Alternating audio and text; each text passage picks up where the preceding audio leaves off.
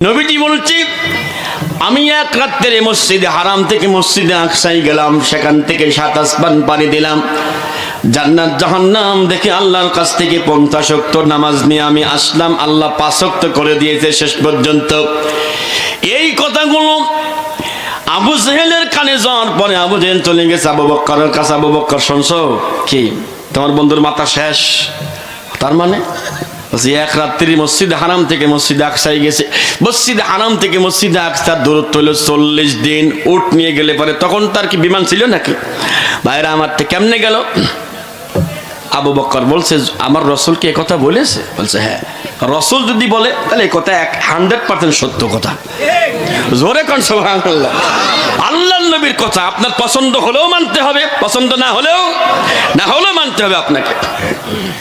আবু জেহেল বলছে, কি ব্যাপার, আমি কার কাছে আসলাম? কাজ তো হইল না। এখন কাবা শরীফের সামনে গিয়ে আবু জেহেল উল্টা পাল্টা কথা বলে।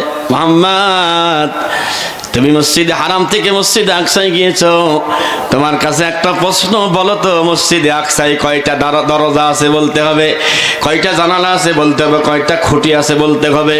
আচ্ছা, আমার নবী কি খুঁটি গুনতে গেছে এই মসজিদে? কথা কর দেখে। আচ্ছা, কেউ যদি চেয়ারম্যান সাহেবের কোনো বাসায় যদি কেউ আসে, এখন ওনার সাথে কথা বলতে আসে না ওনার বাড়ি কয়টা লাইট আছে ওইটা গুনতে আসে? কথা কর দেখে।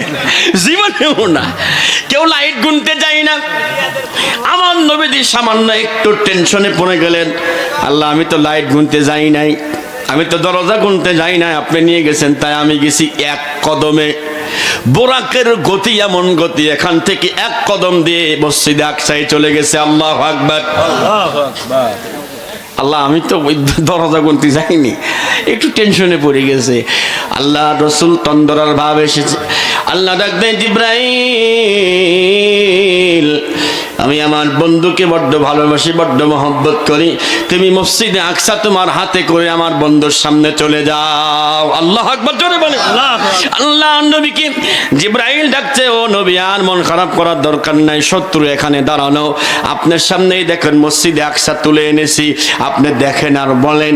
আমার নবীজি দেখে আর বলে, ও আবু জেহেল শোনো, এই কয়টা দরজা, এই কয়টা জানালা, এই কয়টা লাইট।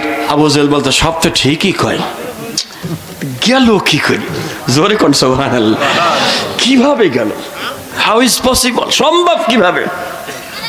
মাথা খারাপ হয়ে গেছে।